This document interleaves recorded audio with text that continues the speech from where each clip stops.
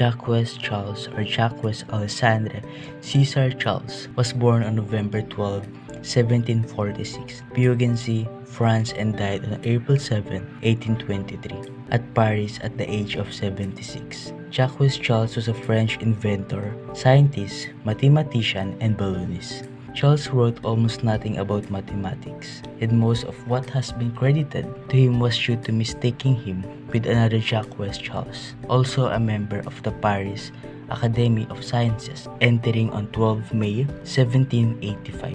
According to Jacques Charles, the volume and absolute temperature Kelvin of a gas are directly proportional. An increase in temp leads to increase in volume at constant mass and volume. A gas occupies 900 milliliter at a temperature of 37 degrees Celsius. What is the volume at 132 degrees Celsius? First, find the given. The volume 1 is equals to 900 milliliter and the temperature 1 is equals to 27 degrees Celsius.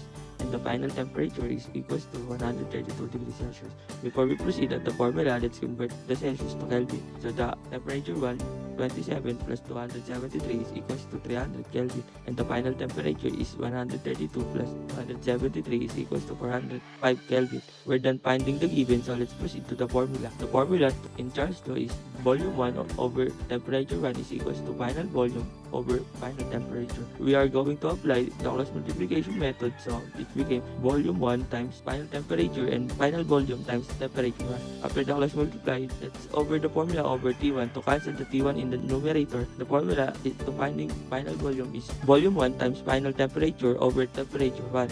Let's substitute the given, so 900 milliliter times 405 Kelvin over 300 Kelvin will arrive at 1215 milliliter. A 36.4-liter volume of methane gas is heated from 25 degrees Celsius to 88 degrees Celsius at constant pressure. What is the final volume of the gas? First, we're going to write down the given. The initial volume is 36.4 liter. The initial temperature is 25 degrees Celsius, but we need to convert it to Kelvin. So 25 degrees Celsius plus 273 is equal to 298 Kelvin. And for the final temperature, 88 degrees Celsius plus 273 is equal to 361 Kelvin. To get the formula, we have initial volume over initial temperature equals final volume over final temperature. In this part, we're going to apply the cross multiplication method. Initial volume and final temperature over initial temperature is equal to final volume and initial temperature over initial temperature. We're going to cancel the like terms. The formula we're going to use is final volume is equal to initial volume and final temperature over initial temperature. And now let's proceed to the solution. Final volume is equal to 36.4 liter times 361 Kelvin over 298 Kelvin. And the final answer is equal to 44.1 liter. First, analyze the problem. Find out what we are going to calculate. In this problem, V sub 1 is missing, which means we're going to find the value of V sub 1. Then, list down the given. For this problem, V sub 1 is missing, V sub 2 is 15 liters, and as for the T sub 1, we have to convert it from Celsius to Kelvin, since the value of Kelvin is 273.15. But you can just use 273, and then add it to 20 degrees Celsius. That's why we got 293 Kelvin.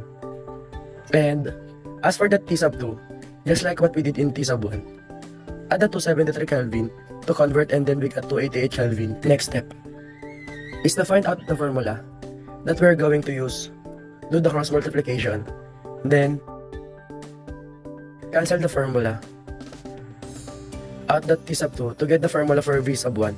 As for our formula, we got V sub 1 equals V sub 2 times T sub 1 all over T sub 2.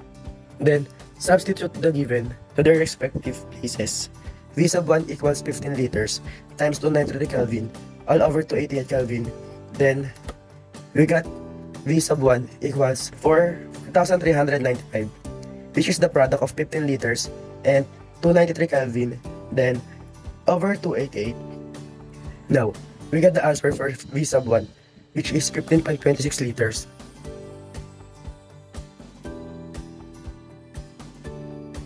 In conclusion, Charles' law states that the volume of a given mass of gas varies directly with the absolute temperature of the gas when pressure is kept constant. The absolute temperature is temperature measured with the Kelvin scale. I hope you learned something in this video.